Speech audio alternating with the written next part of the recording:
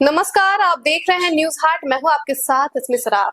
Supreme court ने भारत निर्वाचन आयोग यानी कि ईसीआई के उस फैसले को सही ठहराया है जिसके तहत बिहार में मतदाता सूचियों का विशेष गहन पुनरीक्षण यानी कि एसआईआर शुरू किया गया था। मुख्य न्यायाधीश सूर्यकांत की अध्यक्षता वाली एक पीठ ने यह फैसला दिया है कि एसआईआर प्रक्रिया को केवल इसलिए अल्ट्रावायर्स यानी कि अवैध करार देकर रद्द नहीं किया जा सकता क्योंकि यह मतदाता सूचियों के संशोधन की सामान्य प्रक्रिया से अलग है। अदालत ने एसआईआर को एक वैध और संवैधानिक प्रक्रिया करार दिया है। अदालत ने आगे कहा कि यह प्रक्रिया कानूनी रूप से मान्य है। 11 दस्तावेजों पर विचार करने और हमारे आदेश के माध्यम से आधार कार्ड को शामिल किए जाने के बाद हम इस तर्क को स्वीकार नहीं कर सकते कि चुनाव द्वारा मांगे गए दस्तावेजों का समूह मनमाना है। सीजीआई ने कहा कि जिन मामलों में आयोग इस बात से संतुष्ट नहीं होता है कि कोई व्यक्ति मतदाता सूची में शामिल होने के लिए निर्धारित वैधानिक शर्तों को पूरा करता है, वहां आयोग का यह दायित्व होगा कि वह ऐसे व्यक्ति को कानून के अनुसार निर्णय के लिए केंद्र सरकार के सक्षम प्राधिकारी के पास भेज दे। सुप्रीम कोर्ट ने कहा कि एसआईआर प्रक्रिया के दौरान पूरी तरह से कानून का पालन किया गया। इस प्रक्रिया में कोई भी खामी नहीं रही। यह चलता रहेगा। साथ ही चुनाव आयोग की सभी शक्तियां बरकरार रहेंगी। कोर्ट ने कहा कि चुनाव आयोग ने अपनी शक्तियों का दुरुपयोग नहीं किया है। बता दें कि इस साल की शुरुआत में भारत के मुख्य न्यायाधीश सूर्यकांत और न्यायमूर्ति जयमाल्य बागची की पीठ ने इस मामले में अपना फैसला सुरक्षित रख लिया था। याचिकाओं में यह दावा किया गया था कि निर्वाचन आयोग के पास इतने बड़े पैमाने पर एसआईआर करने का अधिकार नहीं है।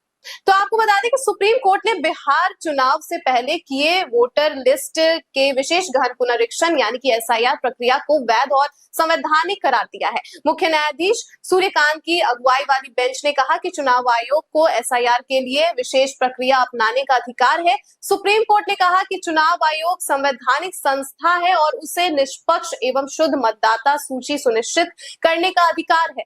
अदालत ने माना कि विशेष परिस्थितियों में अलग प्रक्रिया अपनाना संविधान और कानून के खिलाफ नहीं है।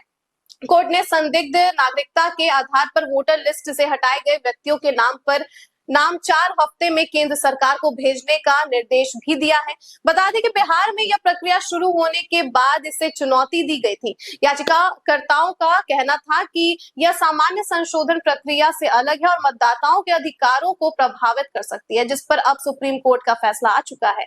बता दें कि इस पूरे प्रक्रिया में सुप्रीम कोर्ट ने 3 बड़ी बात कही। पहला, चुनाव आयोग के पास संविधान और जनप्रतिनिधित्व कानून के तहत मतदाता सूची का विशेष गहन पुनरीक्षण यानी कि एसआईआर कराने का अधिकार है।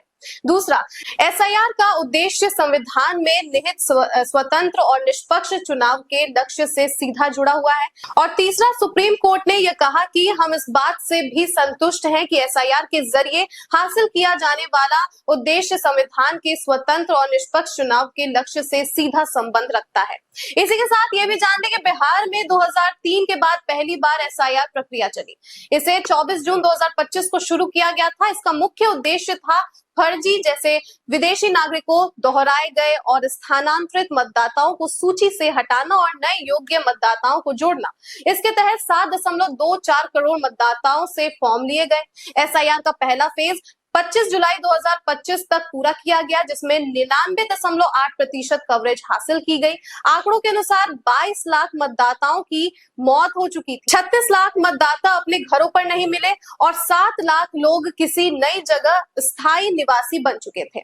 निर्वाचन आयोग ने 30 सितंबर 2025 को फाइनल वोटर लिस्ट जारी की थी। बाद में सुप्रीम कोर्ट के निर्देश पर हटाए गए वोटर्स की सूची और कारण भी सार्वजनिक किए गए थे।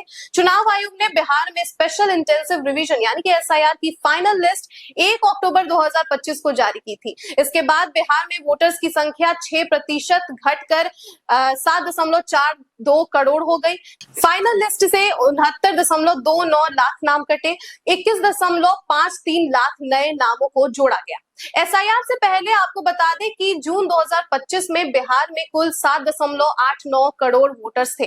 पहली ड्राफ्ट लिस्ट जारी होने के बाद यह आंकड़ा 7.24 करोड़ हो गया, जिसमें 65.6 6-3 लाख लोगों के नाम कटे थे। पहले ड्राफ्ट लिस्ट से जो 65 लाख नाम कटे थे उसमें 17 लाख नामों को लिस्ट में जोड़ा गया। नई लिस्ट में 22.34 लाख लोग मृत पाए गए। 6.85 लाख लोगों के 2 जगह नाम मिले। 36.44 लाख लोग दूसरी जगह शिफ्ट हो चुके हैं। फाइनल एसआईआर लिस्ट में पटना जिले में 1,63,600 मतदाता बढ़े। पटना में पहले 46,51,600 से ज्यादा मतदाता थे। फाइनल रोल में आपको बता दें कि 48,15,694 मतदाताओं के नाम है। वहीं सारण में 2,24,768 मतदाताओं का नाम कट गया। पहले यहां आपको बता दें कि 31,27,451 वोटर्स थे, जो अब घटकर 29,02,600 से ज्यादा हो गए हैं। एसआईआर के दौरान ये भी आपको बता दें कि उस समय विपक्षी दलों ने खूब हंगामा मचाया था। विपक्ष का आरोप था कि इस प्रक्रिया से लोगों को वोटिंग के अधिकार से वंचित करने की साजिश हो रही है। विपक्ष का कहना था कि 2003 से आज तक करीब 22 साल में बिहार में कम से कम 5 चुनाव हो चुके हैं, तो क्या वे सारे चुनाव गलत थे? अगर चुनाव आयोग को एसआईआर करना था तो इसकी घोषणा जून के अंत में क्यों की गई? इसका निर्णय कैसे और क्यों लिया गया? अगर मान भी लिया जाए कि एसआईआर की जरूरत है तो इसे बिहार चुनाव के बाद आराम से किया जा सकता था। इतनी हड़बड़ी में इसे करने का फैसला क्यों लिया गया?